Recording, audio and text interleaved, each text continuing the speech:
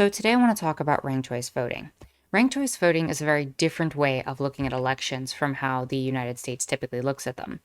In the US, what we have is known as a pluralistic system, basically a winner take all model. The person who gets the highest percentage of votes takes it. Let's ignore the Electoral College and everything that comes with that for now, but certainly within states themselves, this system applies. And so when you have this kind of electoral system where it's winner take all, you can often get situations where you have a lot of complications around ideas like spoiler effects or other such things where you might need to have runoff elections or some sort of other system to confirm a majority choice. And this is really important given that this video is coming up on the date of the Georgia Senate runoff elections. And so I want to handle this video by examining first and foremost what ranked choice looks like and just talk about that. Second, I want to talk about how it would benefit a system like the Georgia election and how we could use it to maybe avoid something like the type of runoff we're dealing with and talk about kind of the pros and cons of that type of situation. Third, I want to talk about the type of situation and benefit this might have on a national stage for something like the 2020 election and how that transpired and how voting, tended to work. And then I want to talk about some sort of alternative options to some of the downsides that people have proposed with ranked choice voting and just kind of throw some more ideas out there, or at least one other idea out there on how we can perceive of voting. So with that said, let's take a look at what ranked choice actually looks like in an actual example. So here I'm getting a situation from the League of Women Voters of Oakland where they've provided an example. So essentially, this system prioritizes the ability to have multiple candidates. And we can get into the importance of that in a little bit. But basically, in a winner-take-all system, at round one, that is shown here, where candidate A has 4,300 votes, candidate B has 2,200, candidate C has 1,600, D has 1,400, and E has 500, you would automatically pick candidate A as the winner across the board. But one can imagine a scenario where most of the positions of candidate A were very distinct from those of B, C, D, and E. Maybe B, C, D, and E agreed on a very large issue, but maybe differed on some of the details. So C, D, and E might have had B as a preferred second choice. But A was in a situation where they ended up getting the majority vote because people voted for C, D, and E. That's typically known as the spoiler effect. And it basically encourages this type of two-party system. But in ranked choice, you don't really have to worry about that. So in this particular example, I'm going to go over it as they wrote it, and I'm going to go over it from the position that C, D, and E overwhelmingly supported B rather than A. So here we have it that once candidate D is eliminated, because they are the one with the lowest amount of votes, so you take the person with the lowest amount of votes and just throw them to the side, and you redistribute their votes to the other candidates based on preference. In this case, they decided that A gets 300 of candidate E's votes and B gets 200. And so you distribute them, and now A has a total of 4,600 votes. But that still isn't enough because we're looking at a system in which there's 10,000 total votes. So A's goal is not to have the highest percentage of votes in any specific round, but to cross the threshold of 50% of the votes. Basically, they become the preferred candidate of the majority. So by round three, the way they distribute the votes in this example, A does end up taking the election by reaching 5,400 votes by taking 800 of candidate D's 1,400. And so you end up with the same result here. A wins the election. But if C, D, and E had all overwhelmingly preferred candidate B, you could have imagined a system where after candidate E was removed, candidate B's 2,200 became 2,700. After candidate D was removed, that 1,400 votes now goes to candidate B almost exclusively. So instead of being at 2,700 votes, you're at a situation where candidate B ends up at 4,100 votes. All of a sudden, you're looking at candidate A with 4,300, B with 4,100, and C with 1,600. So if C's votes, now being the lowest, gets removed, and the overwhelming majority of those goes to candidate B, B could win the election perceivably. Essentially, this brings us to the benefits of this particular system. In the Georgia election, the reason we had to have a runoff is because there were not enough votes to represent under Georgia law a 50% majority of votes for a specific candidate. So instead of having a system in which, we already had all the votes pre-placed into the basket, we have to have a runoff election, which has the downside of costing more time, more money, and generally speaking, in this type of environment, creating a situation where the entire country is looking at one election to determine whether or not, anything can really get done. And that has a great influence on how this election is going to be perceived by people.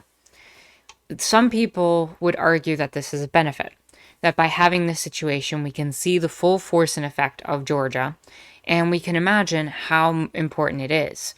But essentially speaking right now, between the Democrats and the Republicans, who gets to control the Senate is completely up to this election. Whereas it didn't quite have the same impact in November. And so there's different perspectives at analyzing the importance of it. And because time has passed, some people might vote differently and might have changed their perspective. And so there is that to take into account as well. Maybe the runoff does provide time and space away from the other candidates to maybe choose the priority between the two.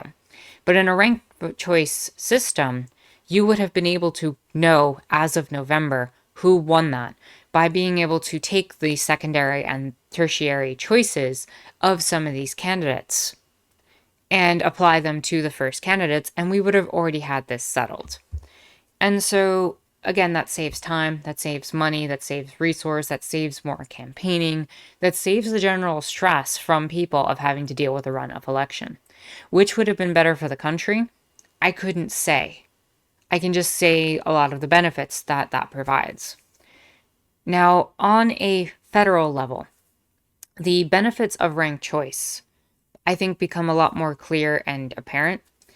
Instead of having to have a system where we have primaries followed by an election, you could theoretically have a system where you have everybody running all at once. All the people who were Bernie or bust would have been able to handle the situation in a much better way, and you might have seen higher voter turnout for a candidate like Bernie Sanders. One could imagine a situation where Bernie Sanders could have been a very viable third candidate against Biden in this particular election, because people could have chosen Bernie Sanders first, then picked Biden, then picked Donald Trump as their three options. And yes, there could have been other fringe groups that could have come into play, but ultimately speaking, on a national stage, ranked choice allows for a removal of what's known as the spoiler effect. The spoiler effect basically is a situation where if you have a third-party candidate, and it's what I outlined before, that is generally speaking in favor of the policies of an alternative candidate.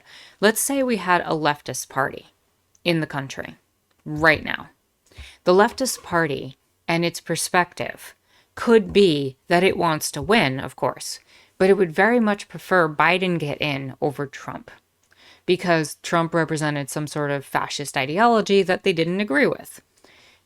Generally speaking, it would have been better in the current election cycle that just transpired to pick Biden over Trump to make sure Trump didn't win, rather than just picking Trump because that's your honest choice, what you want. In this situation of ranked choice, you could have picked the leftist party first, then Biden, then Trump, and it wouldn't have had that same spoiler effect. That isn't to say that ranked choice couldn't have a spoiler effect, especially if you had two very close candidates of a certain perspective, and some of the more fringe candidates got pushed to the side, and you end up with a situation where two very, very popular candidates with very similar positions end up in that place. So there's benefits to all of these systems, there's downsides to all of these systems. And so I've outlined a lot of the benefits by talking about Georgia and the federal situation. Some of the perceived downside is that it does something known as squeezing the center. What squeezing the center really says is that if you have three candidates in an election, candidate A, candidate B, and candidate C, and they are strictly across the board on a left-right political spectrum, what you might see is a situation where candidate A, typically speaking, being say a left perspective, let's talk left, center, and right now. You have a a left perspective, who would generally prefer to see the centrist in than the right-wing person. And on the right, you have a perspective where the people on the right would still prefer the centrist to the leftist. So generally speaking, you would like to see a system potentially where the centrist could win in this type of electoral method. But what it does is, if candidate that is centrist is put in a position where it has least amount of votes, its votes are split left and right. And it's literally squeezed out. And so you're in a place where either the very left perspective or the very right perspective wins without the centrist even having a position. And so one alternative that's talked about with that is actually called the Condorcet perspective, which basically ranks each of the candidates based on its preference to the other candidates. So in a system like what I described, instead of examining and completely eliminating candidate C, you would be in a situation where you would examine whether or not A was preferred to B, then you'd examine whether or not A was preferred to C, then you would examine if B was preferred to C, and you would tally votes quite in that way, rather than in the way that we described where you'd eliminate the bottom candidate. And in that particular system, you would be aiming for what's known as a Condorcet winner, which generally speaking allows for a greater compromise. So you might have a situation where left prefers center, right prefers center, and left and right always rank each other last. And in that particular situation, the centrist candidate would win. Now, is that beneficial to the country? That's up for debate. Some people would argue that having it shift in a more left or right perspective might create a louder vocal perspective and might be better for the country over a long period of time. There's pros and cons to all of these systems, and it's never going to be clear-cut across the board. What I'm advocating, especially from an anarchist perspective with something like ranked choice, or even a system that I'm not really going to cover, like approval voting, where you kind of choose maybe a score for each candidate kind of thing. And it creates very similar ups and downsides to ranked voting, but very different situations. But what I'm calling for is an understanding that this current system isn't really working for people. And it's certainly denying access to third parties and alternate perspectives that, while these are not really able to be expressed on election models, I feel would start to shift the perspectives of some of the other parties. If you start to see the rise of a leftist party, you might see the Democratic Party have to start shifting further to the left. And even if it represents a centrist perspective over the leftist party, that center perspective might be more centered than the very center-right perspective that a lot of the neoliberal policies tend to propose. And so we're in this place where pluralism is just not working for us. It has the downside of needing very costly runoff elections. It has a situation where it causes all these issues. And as an anarchist, if we have to exist in a system where we're creating this electoral system of choosing a, Republican-based ideal where we're having a democratically elected representative rather than direct democracy, or moving in more of a direct action mutual aid system where we're still in electoralism, I think ranked choice creates a better option. Maybe it's not perfect. Maybe it doesn't across the board make the situation better, but it's better than what we have. And I think anytime we're moving into a situation where it's better than what we have, we are creating a better situation for us to raise ideas, to kind of create a more stable environment for leftist perspectives that are often shunned and pushed to the side. The Democratic Party can say, no, no, no, progressives, we don't want to listen to you. There's only like 8 of you anyway. We're just going to push you to the side. But if you were to able to have a situation where a third party, like a leftist party, could theoretically rise and make a lot of those platforms very known, very mainstream, the Democrats might not be able to push their more progressive candidates to the side, and it might see a better situation over time. At least that's the hope, right? At the end of the day, we don't really know how these are going to fall out there. And there's a lot of very intriguing and different mathematical models for electoralism. And I'm just trying to touch the surface here and bring to the attention that there are better systems out there. And with Georgia as it is, well, we wouldn't need this runoff election. We'd know already. With that said, if you like this video, give it a thumbs up, hit the subscribe button and bell for notifications. You can follow me on Twitter and check out my Discord in the description down below. That said, my name is Anarchist Tara. I hope you enjoyed watching.